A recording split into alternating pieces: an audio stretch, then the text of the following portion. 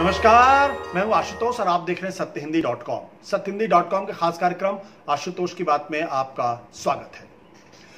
आज हम बातचीत करेंगे वित्त मंत्री निर्मला सीतारमण और उनके सहयोगियों ने जो लगातार तीसरे दिन प्रेस कॉन्फ्रेंस की है। और ये प्रेस कॉन्फ्रेंस क्यों की है आप जानते हैं, क्योंकि देश के प्रधानमंत्री नरेंद्र मोदी ने 12 मई को कहा था कि 20 लाख करोड़ का आर्थिक पैकेज वो देंगे कोरोना से जो संकट है उससे लड़ने के लिए।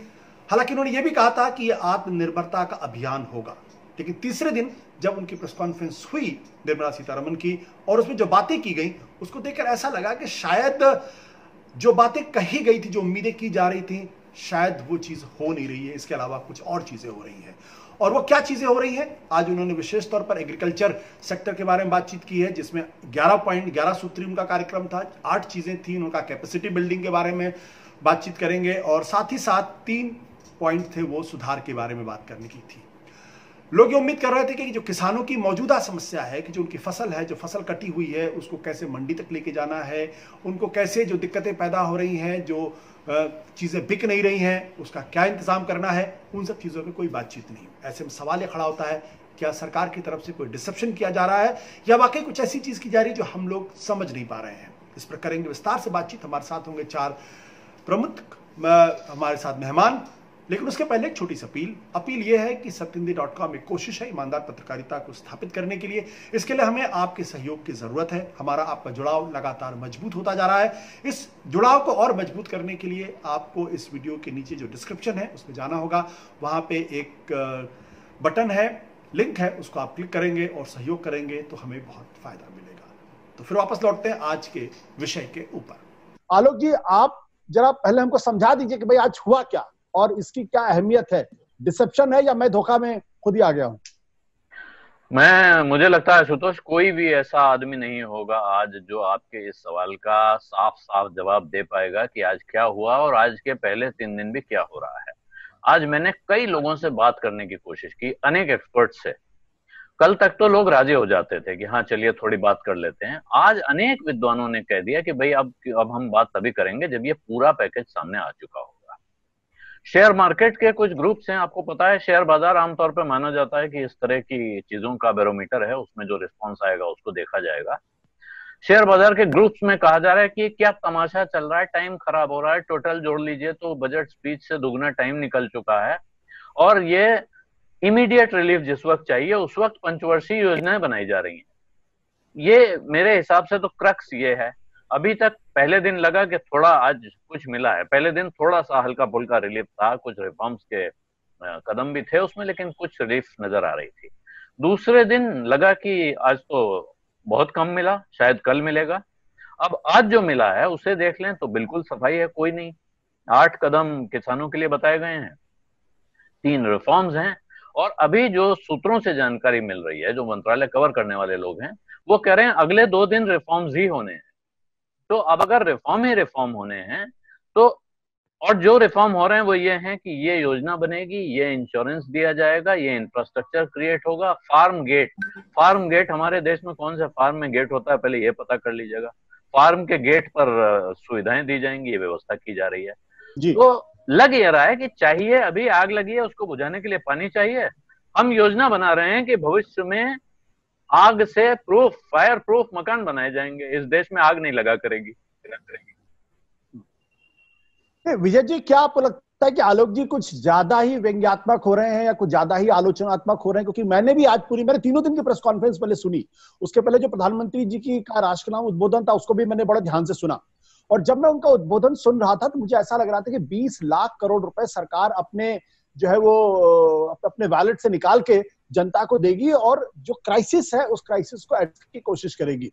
बाद में पता चला कि वो तो सिर्फ 10 लाख करोड़ का ही था, बाकी जो चीजें थी पिछले 2 महीनों में दी गई थी।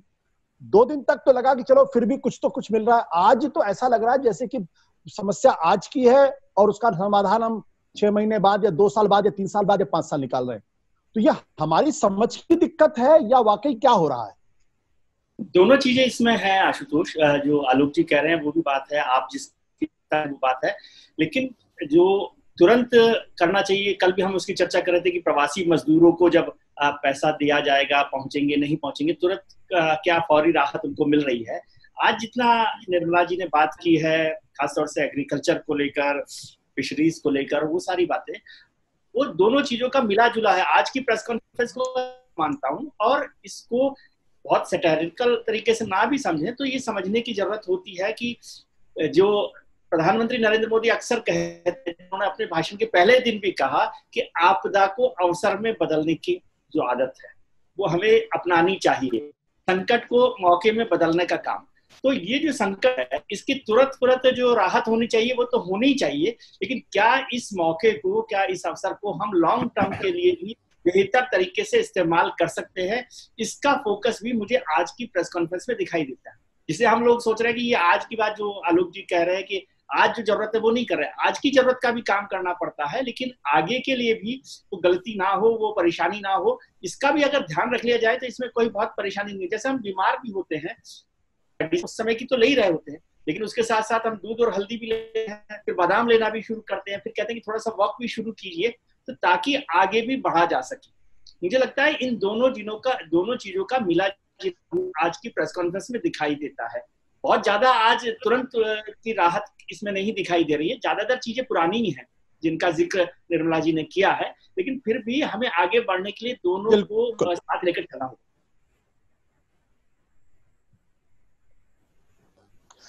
एक चीज जो हरजिंदर जी मैं आपसे जानना चाहूंगा वो ये है कि अमेरिका ने जब अपना इकोनॉमिक पैकेज अनाउंस किया तो वो 28 मार्च को किया, यानी तकरीबन आप मान के चलिए कि 50 दिन पहले भारत से उन्होंने अनाउंस किया, और उसी वक्त लगभग उनके यहाँ भी लॉकडाउन की प्रक्रिया शुरू हुई थी। हालांकि वहां पे ज्यादा मरने वालों की संख्या थी, लेकिन जो उन्होंने $2 ट्रिलियन का जो उन्होंने शुरुआत किया, उसमें जो पैसा दिया, जो आदमी अकेला है उसको $1200 के हिसाब से दिया, जो कपल्स थे उनको $4 दिया, जो 4 लोगों का परिवार था उनको $3400 दिया, और जहां पे ज्यादा बच्चे थे उनको 500 पर हेड ज्यादा दिया।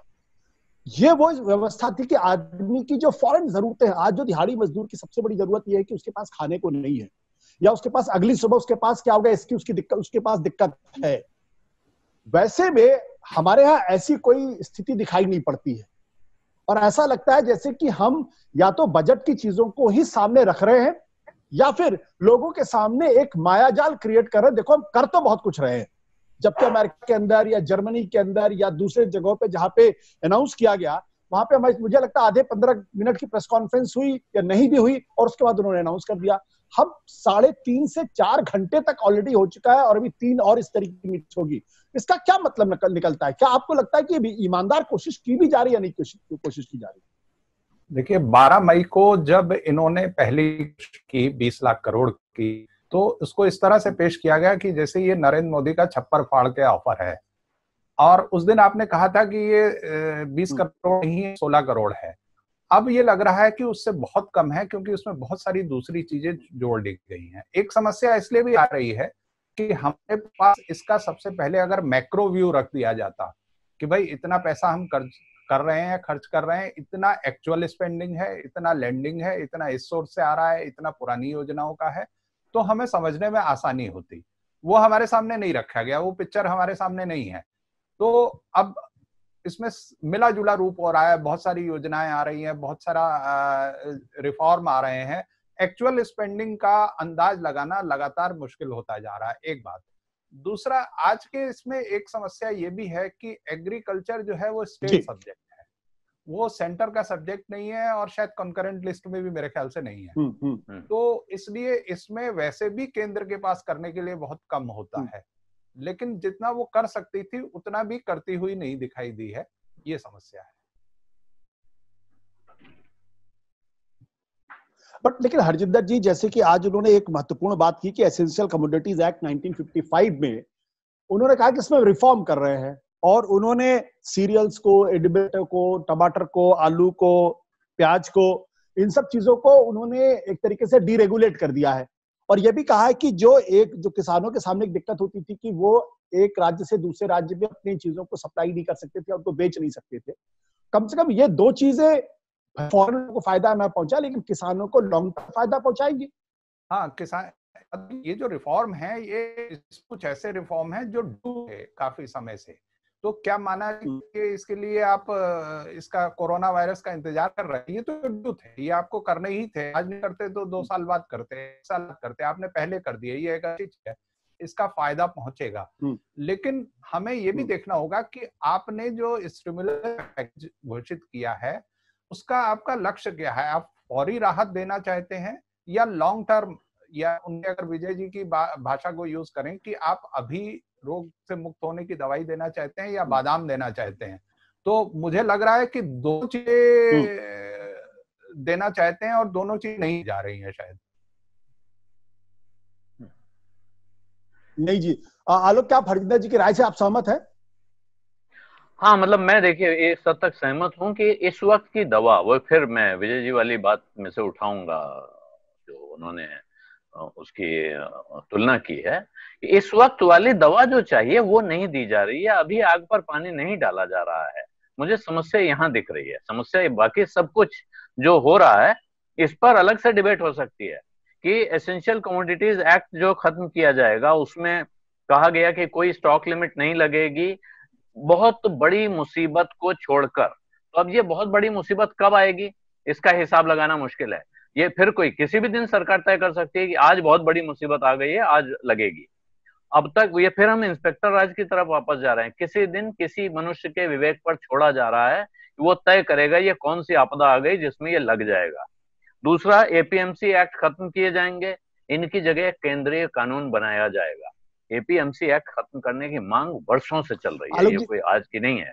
लेकिन इस सबसे मुझे आज क्या मिलने वाला है? आज जिस किसान की फसल खड़ी है, जो पानी बरसने से बर्बाद भी हो गई है बहुत सारी फसल, उनको क्या मिल रहा है? नकद क्या दिया जाए? कहा जा रहा है कि सरकार कर्ज बांटने का कैंपेन चला रही है। कल और आज के और परसों के पैकेज मिलाकर सब कहा गया कि इसमें सिर्फ ये उधार लो उधार लो उधार लो। हर आदमी उधार ही लेता रहेगा तो पाएगा क्या? और आज वाले में तो इसमें उधार लेना भी बहुत कम है। तरह तरह की इंश्योरेंस स्कीम है, जड़ी बूटी उगाने के लिए योजना है, मधुमक्खी पालन के लिए, और उसके साथ बताया गया है कि उसका पर्यावरण पर कितना बढ़िया असर होता है। ठीक है, अच्छी, ये सब कोई खराब बात नहीं है, लेकिन इनसे आज क्या लाभ होने वाला है और ये किस प्रकार कोरोना के संकट से परेशान समाज को और अर्थव्यवस्था को ताकत देने जा रहे हैं, ये सवाल है। आपने तो एक बहुत बड़ा सवाल खड़ा कर दिया है और उस सवाल का जवाब मैं चाहूंगा कि विजय जी जरूर दें, लेकिन मैं एक छोटी सी बात इसमें ये जोड़ना चाहूंगा कि जो बात अभी आलोक जी ने कही कि भाई इस वक्त किसानों की सबसे बड़ी समस्या ये है कि भाई उनकी फसल पड़ी हुई है, उस फसल को कोई खरीदार नहीं है, उन्होंने फसल काट ली है, काटने के बाद गोदाम से एक जगह से दूसरी जगह वो जा नहीं पा रहा है। आप कह रहे हैं कि हम भंडारण की व्यवस्था करेंगे लेकिन 3 साल बाद होगी, आप कहेंगे कोल्ड स्टोरेज बनाएंगे लेकिन वो 3 साल बाद खड़ी हो जाएगी, आप कह रहे हैं कि हम जो है वो मधुमक्खी पालन की बात करेंगे। जो मौजूदा समस्या ये कि जो खड़ी हुई फसल को जो आप अपने घर लेके गए हैं उसको किसानों तक कैसे पहुंचे, लोगों तक कैसे पहुंचे, और उसमें जो है उसका रास्ता दिखाई नहीं पड़ता है। क्या ये जो कोशिश है सरकार को पता ही नहीं है कि असल में दिक्कत कहां पे, किस स्तर पे, या उन्होंने अधिकारियों के लिए छोड़ दिया कि तुम इसको टैकल करो, मैं तो बड़ी बड़ी बातें टैकल करूंगा? जी नहीं, ऐसा तो मैं नहीं समझता कि सरकार को मालूम ही नहीं है कि क्या परेशानी है। इससे मैं किसी तरह से सहमत नहीं हूं कि सरकार को पता ही नहीं है कि क्या किसान की परेशानी है, क्या बाजार में परेशानी है, क्या उद्योग में जो लोग हैं उनको परेशानी है। बहुत सारी चीजें अलग अलग स्तर पर है। जो आप बात कर रहे हैं कि किसान का जो अनाज है वो खेत से बाजार में कैसे पहुंचेगा, मंडी में कैसे पहुंचेगा, ये काम इम्प्लीमेंटेशन का लोकल लेवल, गवर्नमेंट के लेवल पर होना है। और मैं समझता हूँ कि राज्य सरकारें भी इस पर पूरी चिंता कर रही है, क्योंकि राज्य सरकारों की ये चिंता बड़ी है कि वो इस पर काम कर रही है। और ऐसा नहीं है कि काम नहीं हो रहा, क्योंकि फसलें कटने का काम भी हुआ बहुत सारा। पंजाब में खासतौर से जब बात हो रही थी तो वहां पर किस तरह से व्यवस्था हो, पहले कटने की बात हो रही थी, फिर उसके भंडारण की बात हो रही थी, और आज मंडी तक पहुंचाने की। जब लॉकडाउन खुलेगा तो अभी तो बाजार भी बंद है, मंडी भी बंद है, तो जब मंडी खुलेगी तो वहां की व्यवस्थाएं, वहां का जो जिला प्रशासन है, वहां की जो राज्य सरकारें हैं खासतौर से, वो इसको काम को देख रही है। उसमें केंद्र सरकार क्या मदद कर सकती है? जैसे हरजिंदर ने भी कहा कि एग्रीकल्चर स्टेट इशू है, तो स्टेट उस पर काम कर रही है, गवर्नमेंट उसमें क्या मदद कर सकती है। दूसरी बात, मुझे इसमें कोई हैरानी वाली बात लगती है कि आप रिफॉर्म के लिए कोई मोहर डालें क्या? यदि क्राइसिस के वक्त भी रिफॉर्म शुरू हो रहे हैं कई बार होता है कि हम रिफॉर्म्स के लिए, जैसे आलोक जी कह रहे हैं कि 2 साल से इंतजार हो रहा था, 1 साल से इंतजार हो रहा था, तो वो सरकारों की आदत में होता है कि रिफॉर्म्स पड़े रहते हैं लंबे समय तक, कोल्ड स्टोरेज की तरह से, जिसे हम कहते हैं कि फाइलों में चलता रहता है। यदि वो किसी क्राइसिस के वक्त भी शुरू हो सकते हो, एक ऐसा मौका है, अक्सर हम घरों में भी करते हैं, हम घर की तरह से देखें, बहुत सारी चीजें होती हैं जो हम सोचते रहते हैं, टालते रहते हैं, लेकिन जब कोई क्राइसिस आता है तो उसके साथ साथ कुछ और करते हैं। तो रिफॉर्म्स को भी यदि क्राइसिस के वक्त भी शुरू कर दिया जाए तो कोई बुरी बात नहीं है। और ये चिंता करना कि ये समझना सरकार नहीं कर रही है, मैं नहीं जानती है, कम से कम इसको मैं नहीं समझता।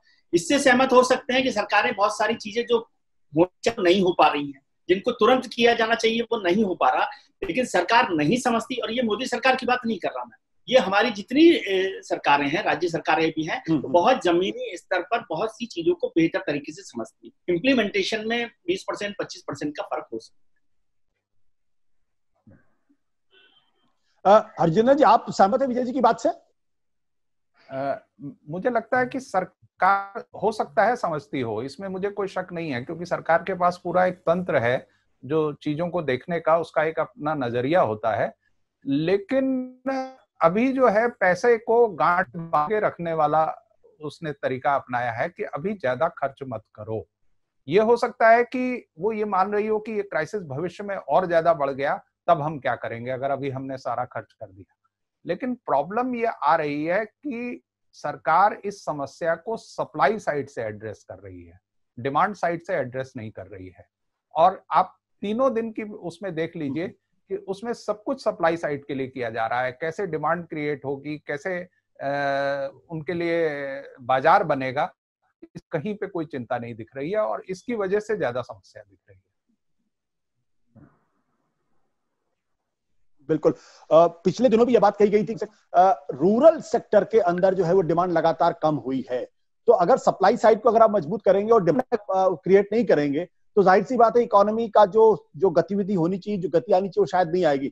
आलोक जी, जो बात हरजिंदर ने उठाई है उससे आप कितना सहमत हैं कि सरकार, इसीलिए मैं बार बार कह रहा हूं, क्या सरकार को दरअसल इस बात का अंदाजा भी है कि असल समस्या है कहां पे और उसको टैकल कैसे करना है? कि अगर आप सप्लाई को मजबूत करेंगे और डिमांड के बारे में अगर आपका ध्यान नहीं है, वो डिमांड रूरल सेक्टर में भी पहली बार जो है काफी नीचे जाती हुई दिखाई पड़ी है, तो फिर आप जो कर रहे हैं उसका कोई मतलब नहीं होगा।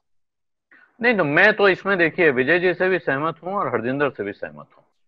विजय जी का कहना है कि यह मानना ठीक नहीं है कि सरकार को पता नहीं है, और मैं भी मानता हूं कि सरकार को हम सबसे ज्यादा पता है, इस सरकार को भी और राज्य की सरकारों को भी। इनके पास वो तंत्र है जो हमारे पास नहीं है। सच्चाई वो जितनी जान सकते हैं वो हम और आप नहीं जान सकते हैं। दूसरी बात जो हरजिंदर ने कही वो बहुत महत्वपूर्ण है कि सरकार जानबूझकर वो शायद खर्च नहीं करना चाहती है, उसको पता है कि खर्च करने की जरूरत है, लेकिन उसे अपनी क्षमताओं का अंदाजा है। जो विद्वान लोग कह रहे थे पहले कि सरकार के पास पैसा आएगा कहां से, जितने पैसे की जरूरत है, इसलिए, लेकिन साथ में राजनीति भी करनी है। तो एक ऐसा बड़ा आडंबर, एक बड़ा जिसको राजमटाज क्रिएट कर दीजिए, खड़ा कर दीजिए, जिसमें कि लोग उलझ के रह जाएं। और इसीलिए एक बार में एक प्रेस कॉन्फ्रेंस में इस पैकेज का ऐलान मत करिए, एक पैकेज बनाइए, उस पैकेज के 5 टुकड़े कीजिए, उसको 5 दिनों में अलग अलग तरह से उसके साथ, जैसे आज आपने कहा कि बहुत बड़ी भूमिका नहीं बांधी गई, लेकिन कल और परसों कितनी बड़ी बड़ी भूमिकाएं बांधी गई। तो कहा जाता है आमतौर पे बातचीत में, हम लोग तो कम्युनिकेशन का काम करते हैं, हम कहते हैं जिस आदमी के पास तत्व है वो तुरंत काम की बात करेगा और निकल जाएगा। जब बताने के लिए कुछ नहीं होता है तब आदमी बहुत लंबी बात करता है, इतनी देर बात करता है कि सामने वाला भूल जाए कि बात शुरू कहां से हुई थी, जब तक बात खत्म हो। बिल्कुल आलोक, मुझे लगता है कि हम लोग शायद कुछ लंबी चौड़ी बातचीत करेंगे, हमें भी शायद पता नहीं कि हम किस दिशा में कौन सी बात कर रहे हैं। खैर ये बात मजाक की, प्रेस कॉन्फ्रेंस होने के बाद भी अगर ये विश्वास नहीं पैदा हो पा रहा है कि दरअसल सरकार सही दिशा में काम कर रही है, सही दिशा में करती हुई दिखाई पड़ रही है, या सिर्फ एक माहौल क्रिएट करने का प्रयास किया जा रहा है, तो ये अच्छी बात नहीं। क्योंकि ये सिर्फ मेरी अपनी फीलिंग नहीं, बल्कि मैंने भी कई लोगों से बातचीत की है और मुझे वो फीलिंग आ नहीं रही कि सरकार ने जिस कॉन्फिडेंस के साथ पहले दिन बात की थी, मोदी जी ने जिस कॉन्फिडेंस के साथ बात की थी, शायद उनके दोनों वित्त मंत्री और वित्त राज्य मंत्रियों के आज चेहरे और बॉडी लैंग्वेज जो मैं देख रहा था, कई बार ऐसा हुआ जब वित्त मंत्री जी लड़खड़ाई हैं। जब रॉयटर के रिपोर्टर ने बात पूछा कि ये सारी चीजें तो बजट में ऑलरेडी दी हुई है, तो आप अलग से क्या दे रही हैं, तो जो घुमा के उन्होंने जवाब देने का प्रयास किया, और उसके बाद एक दूसरे रिपोर्टर ने सवाल पूछा तो उस पर रेवेन्यू सेक्रेटरी ने भी जवाब देने का प्रयास किया, फिर फाइनेंस सेक्रेटरी ने जवाब देने का प्रयास किया, और शायद जवाब कहीं पहुंचा नहीं। तो मुझे लगता है कि ये एक बहुत अच्छी स्थिति नहीं दिखाई पड़ती। खैर, ये तो सरकार का काम है, उसको देखना, संकट बहुत बड़ा है। हमारी ये बातचीत जो है मुझे यहीं पे खत्म करनी पड़ेगी एक छोटी सी अपील के साथ, और अपील वो है जो आप जानते हैं कि सत्यहिंदी.com के साथ आप जुड़िए, हमारा जो कार्यक्रम है उसको ज्यादा से ज्यादा आप अप्रिशिएट करिए, शेयर करिए, सब्सक्राइब करिए, और साथ ही साथ उसको फॉलो करिए, इतना बहुत हमको मदद मिलेगी। और साथ ही साथ आलोक जोशी का जो अपना यूट्यूब चैनल है उसको भी सब्सक्राइब करना ना भूलें। नमस्कार, धन्यवाद, शुक्रिया। सत्य हिंदी के और वीडियोस को देखने के लिए हमारे यूट्यूब चैनल को सब्सक्राइब करें